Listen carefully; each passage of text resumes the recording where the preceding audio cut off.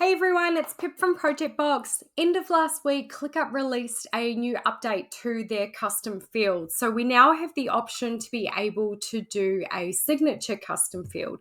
So the way to do this is you can either go into your list settings or we can simply click on the add a column button and you've now got a signature field down here. So call this what you want. You might call this approval, whatever makes sense for your own workflows. Click on create.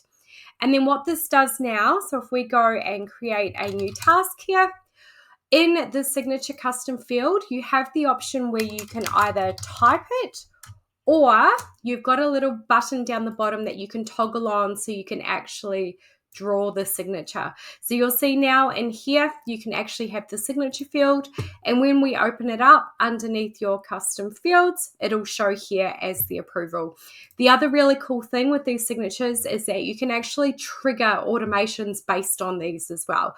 So if we go and take a look at automations, now you can decide whether this happens on a task or a subtask, just like with any other automation. And then what we want to do is we need to say that a custom field changes. Select your new signature field.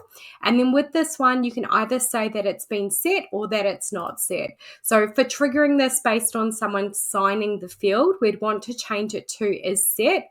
And then under the advanced, you can either say that this is only run when the task is updated or whether it's created as well. For most of the use cases with the signature field, it would be when the task is updated, not so much when it's created. And then over on the right-hand side, then you've got all of your other action automations, just like what you would on any of the other fields. So have a think. This will be really great for digital marketing agencies and anybody else, accountants, bookkeepers, anyone in those kind of industries who relies a lot on people signing off on parts of the work. So have a think. If you have any questions, let me know.